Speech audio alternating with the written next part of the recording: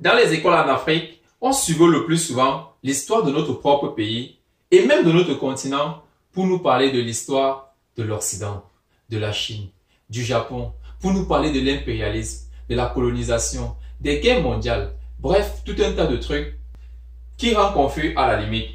L'impact de tout cela n'est pas immédiat, mais à long terme. Du fait que la jeunesse privilégie de plus en plus la culture des autres au détriment de la leur, on pourrait se demander si l'histoire enseignée en Afrique est-elle réellement celle qu'on devrait? Pourquoi nous parle-t-on de cette partie de l'histoire qui n'est pas la nôtre à l'évidence? Dans cette vidéo, nous parlerons de la face cachée, des raisons pour lesquelles c'est cette histoire plutôt que la nôtre qui nous est enseignée, de l'effet attendu ainsi que de l'effet produit de l'histoire qui nous est enseignée. Enfin, nous présenterons de façon détaillée l'enseignement à retenir de par notre position actuelle afin de lancer notre réveil.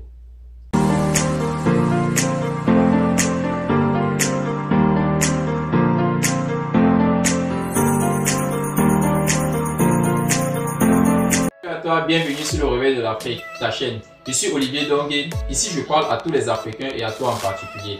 Car convaincu du potentiel que tu as, je vais t'aider à le découvrir si ce n'est déjà fait, à le faire grandir davantage afin d'illuminer notre continent qui a absolument besoin de ta lumière pour briller.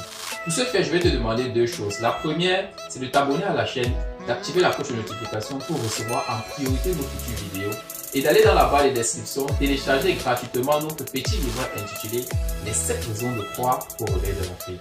C'est un petit livret très riche qui se lit assez rapidement pour te donner une idée de notre motivation. L'histoire enseignée en Afrique a toujours été pour moi une pilule amère. Et pour bien d'autres d'ailleurs. Je n'arrivais toujours pas à comprendre pourquoi on nous racontait tant de choses qui n'avaient rien à voir avec nous. Une fois en filière scientifique à l'université, j'en avais échappé. Ouf. Mes amis et moi avions généralement l'habitude, pour rigoler, de dénigrer la filière des uns et des autres. Parmi nous, il y avait un historien. On avait généralement l'habitude de l'intégrer du genre « l'histoire ne sert à rien ». Qu'est-ce que tu peux créer avec l'histoire puisque tu ne fais que raconter ce qui s'est passé et ce que les autres ont déjà écrit. Et tout le monde peut le faire, pas besoin de faire de longues études pour le faire. J'avoue qu'on n'était pas très cool avec lui. Tout ceci était pour lui dire, en d'autres termes, que l'histoire est quelque chose déjà figé et que les historiens ne font que raconter ce qui s'est passé et qu'ils n'apportent véritablement rien à cette discipline-là. Qu'en réalité, ils n'apportent rien à la science et au monde. Mais plus tard, quand je me suis penché sur la question de l'importance de l'histoire pour le peuple africain, je me suis rendu compte que la conquête de l'Afrique a été quelque chose de vraiment planifié dans les mondes de terre. Qu'est-ce qui est caché derrière l'histoire enseignée en Afrique? Dès leur premier contact avec l'Afrique, ils ont commencé à planifier la conquête de celui-ci. Après l'avoir compris, ils ont compris que leur façon de s'y prendre était trop flagrante, donc ne pouvait être pérenne. Alors ils ont commencé à planifier l'après-colonisation, en s'attaquant à la plus grande richesse d'un peuple, la jeunesse. À travers des doctrines chrétiennes, même si cela peut déplaire de le dire, la sélection des meilleurs pour leur formater le cerveau de telle en sorte qu'ils deviennent des blancs à la peau noire. Ceci pour revenir comme dirigeants d'un peuple qui ne connaissent malheureusement pas. Ceux qui étaient restés sur le territoire sont également formatés de telle en sorte que même dans leur subconscient, qu'ils comprennent que le blanc est supérieur, est meilleur qu'eux. La télévision nous montre que l'Afrique est pauvre, misérable, qu'il n'y a rien de bon qui s'y trouve. Contrairement aux gigantesques et magnifiques sites touristiques d'Occident, malheureusement, c'est depuis notre enfance que nous les regardons et ils ont déjà des répercussions sur nous. Mais je vous assure que cela est faux. Même si on a encore des choses à vraiment améliorer, on a beaucoup de choses à faire découvrir au monde. L'histoire qui nous est enseignée est là pour nous faire oublier qui nous sommes. Pour nous obliger à nous focaliser sur eux, ils s'attendent à ce qu'on les soit soumis éternellement. En oubliant ainsi notre vraie valeur, notre potentiel, qui je vous assure mes frères, on en possède énormément et ils le savent. Que devons-nous en tirer de l'histoire qui nous est enseignée en Afrique?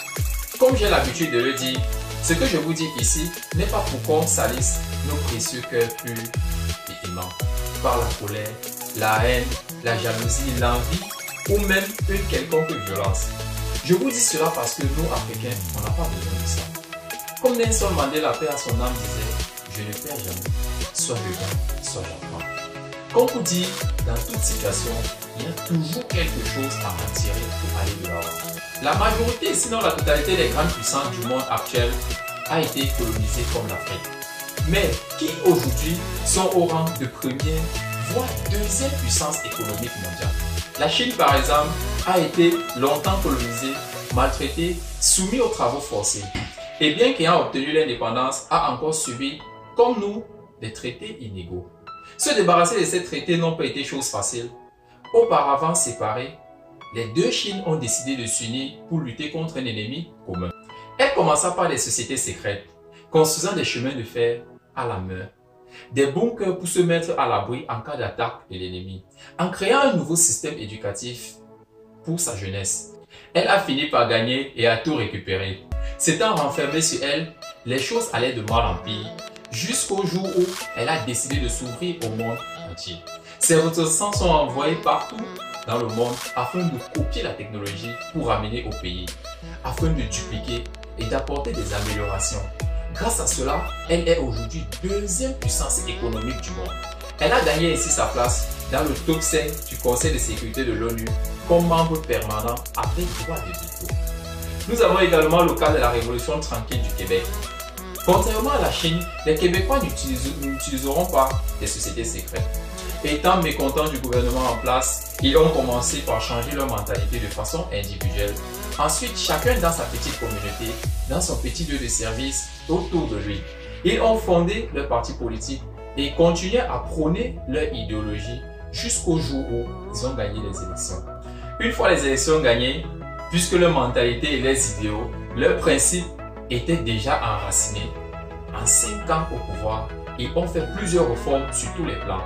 Sur le plan sanitaire, sur le plan sécuritaire, sur le plan culturel, économique et même militaire. Ils ont une croissance économique fulgurante du jamais vu auparavant.